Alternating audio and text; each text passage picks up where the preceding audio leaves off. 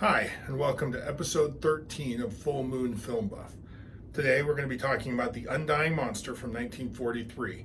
I watched this on Blu-ray. I had never seen this before. First, let's talk about the prominent crew and cast.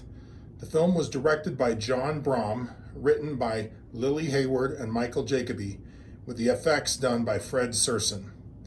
John Brahm is probably most well known for directing the famous Time Enough at Last episode of the classic TV show Twilight Zone, among others. Lily Hayward had a career spanning over 30 years, with a lot of family comedy hits on her filmography. Fred Serson was a pioneer of special photographic effects.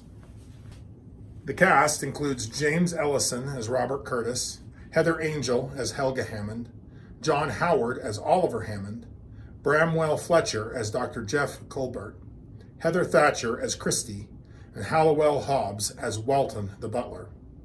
James Ellison's biggest claim to fame is that he perhaps had his career tanked by Cecil B. DeMille because he didn't like James's acting. James continued to act, but mostly in B pictures before moving into real estate. Heather Angel's most high-profile role was probably as Miss Deering from the original Disney animated Peter Pan movie. John Howard got his own series called Bulldog Drummond, which was apparently a very successful series of adventure novels.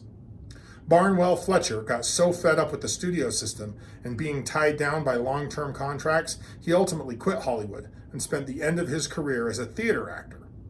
Heather Thatcher specialized in playing upper-crust British ladies. I was surprised to note she acted in Gaslight, the movie which gave us the very current term describing psychological manipulation and control. Hallowell Hobbs was destined, perhaps, to be an actor, since he was born at Shakespeare's birthplace, Stratford-on-Avon. Historical tidbit, this movie is based on a novel of the same name. Reviews don't make it sound very good. I don't have no intention of trying to read it through it, so we're just going to evaluate the movie on its own, but it is an adaptation of a novel. So, I actually recommend this movie. I'm a little surprised by that. I don't know why, but something about the title and the poster made me think it was a poorly made movie. It's not. It's big and melodramatic and fun. The sets look great, camera work is great, the acting is a little over the top, but it's still melodramatic and very fun. I do wish it was streaming somewhere so that I didn't have to buy it, but overall, I recommend this movie. Now to review the synopsis. Helga Hammond is waiting for her brother Oliver Hammond to get home. Walter, the butler, is with her.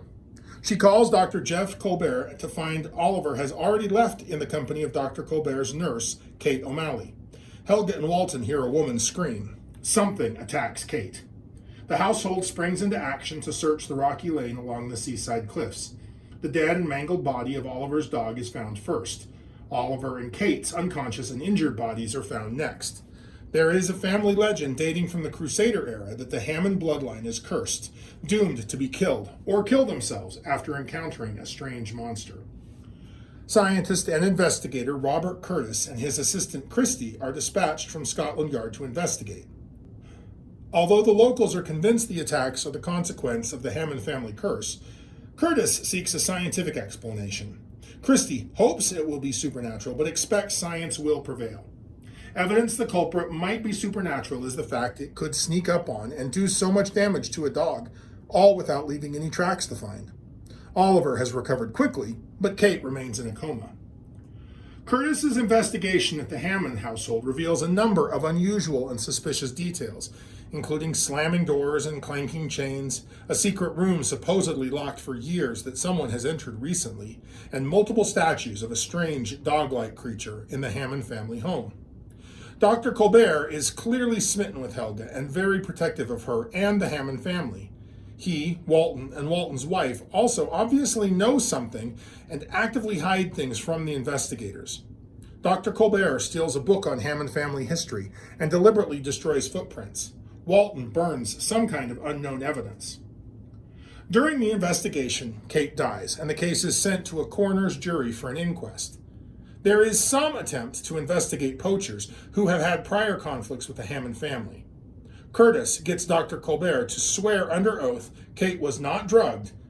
Upon hearing all the testimony, the jury rules the victim died at the hand of an unknown person or creature of unknown species. After the ruling, Curtis searches the victim's body for evidence, not sure why he waited until now? He finds hairs he later identifies as belonging to a wolf, but the hair disappears mysteriously soon after he shines bright light upon it. He also takes a blood sample, despite the victim's family denying him permission. A blood test confirms the victim had a rare snake venom in her veins, directly contradicting Dr. Colbert's testimony. The monster attacks again, this time kidnapping Helga from her bed. Curtis and the police chase the monster down. The monster is forced to drop Helga to attack Curtis. Curtis and the monster clash at the ocean shore. While pursuing Curtis, the monster is shot and transforms back into Oliver. Afterwards, Dr. Colbert reveals the men of the Hammond family have been afflicted with lycanthropy for generations, that is, they are werewolves, and he has been attempting to cure them of the disease. He also explains that the deaths and suicides are so that the family minimize harm to innocent people. So let's talk about the transformation. There's only one, and it's not the best part of the movie. We only see Oliver Hammond's hands and face as they stick up over the cliff. The filmmakers use the standard dissolve technique that we've seen before. The finished werewolf makeup looks fine, but the intermediate steps of this transition just do not look great. Luckily, it's just one shot towards the end of the movie, and I didn't feel like it really ruined anything. While the look of the werewolf borrows heavily from Universal's werewolf series of movies, that's about all they borrow. They jettison the entire werewolf lore of the Universal movie monsters. Instead, trying to find a middle ground between a scientific and potentially plausible explanation for lycanthropy and the more supernatural explanations that are normally proffered. In this movie, lycanthropy is described as a neural condition, one that just comes along with severe and rapid hair growth, intense psychotic strength, and violent urges.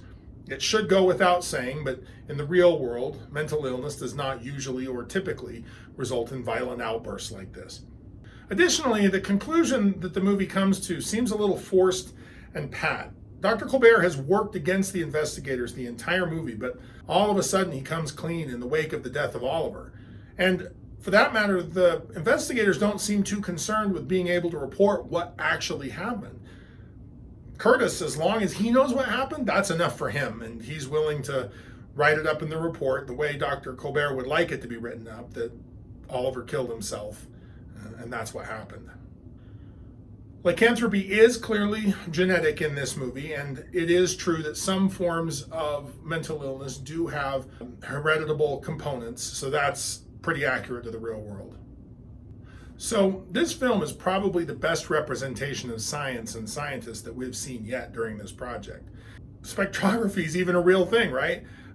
Curtis won't rule anything out. He doesn't throw his title as scientist around as any kind of weight that people should believe what he has to say. He does experiments. He runs blood tests. He tests hair samples, does the spectrography tests we talked about. Even at the end, when it's revealed that Curtis is a lycanthrope, the movie attempts to put a scientific gloss on that. Neural conditions are a thing. Perceptions of reality can be significantly incorrect. I don't know of any condition that would cause such rapid onset of hair growth, but hysterical strength is a real thing that can happen to the human body. I also got a real strong X-Files vibe from this movie. I mean, the two roles are gender reversed, but we do have a mixed gender team of scientific and law enforcement investigators looking into a supernatural case. One of the partners kind of wants it to be the supernatural explanation. The other partner insists that it will be the scientific one. There's no real deeper meaning here. It's just kind of an interesting thought, an interesting note. One new element this movie does also add is the idea of the ignorant werewolf. Oliver doesn't know he's a werewolf. He doesn't know that he killed his own dog and that he attacked Kate. He's not aware of exactly what the family curse is. Who knows how many times he's suffered already a lycanthropic spell and turned into a werewolf that roamed along the seaside cliffs. It's just that there was nobody there for him to attack. And so there were no consequences to that lycanthropic outbreak or that lycanthropic transformation. Dr. Colbert is also not surprised by Oliver's condition, which leads to an interesting question. Why does the help, the family doctor, the butler, know all about the condition, what causes it, but the family doesn't? Oliver and Helga are innocent, well, ignorant of what's going on, but the butler knows and the doctor does. That's a weird discrepancy. You would think you would tell your own kids, hey, listen, you might potentially have this mental illness, and I know it sucks, but someday you're going to have to learn to deal with this and come up with better solutions and better ways to deal with the problem. Then let's keep our kids in the dark and make sure that the butler knows what's going on. Now, it probably does make for a slightly better movie, right? This kind of ignorant werewolf actually really lends itself to these kind of mystery stories where what's going on? Who's the werewolf? Why is there a werewolf? Is there a werewolf, right? All of those kinds of questions. If Oliver's aware of his condition and he knows what's going on from the very beginning, then it's a completely different story. Oliver has to be one of the ones who's trying to cover up what he's done, and that makes him a lot more guilty, right? He might not have meant to attack and kill Kate, but he did. And then if he covers it up after the fact, that's being an accessory to himself. Not exactly sure how that works, but he's much more sympathetic because he's ignorant. Also, the people who do know end up looking like a red herring, which is kind of fun. It gives the movie some places to go before it gets to the ultimate eventual reveal. One last comparison I wanted to draw is that this movie shares some similarities with the very famous Sherlock Holmes case, The Hound of the Baskervilles. In both stories, a pair of crime solvers from the big city come out to the rural hinterlands of their respective countries to investigate a potentially supernatural canine case. Now, Curtis is certainly no Sherlock, and Christie is no Dr. Watson. Hound of the Baskervilles is solved because Sherlock is brilliant. And in fact, in the case of the Undying Monster, Curtis doesn't even end up solving the case. He's just there when Oliver finally changes again and attacks his sister. And at that point, he has the scientific evidence to explain what's going on. But who knows if he would have ever gotten to the real answer that Oliver is a werewolf had Oliver not actually changed. Curtis does still save Helga in the end, so there is that. Which brings us to the conclusion. If you like lycanthropes, like, share, and subscribe. Join us back here next time when I plan on talking about House of Dracula from 1945. Until then, keep your eye on the moon and a silver bullet in the chamber. We'll see you next time.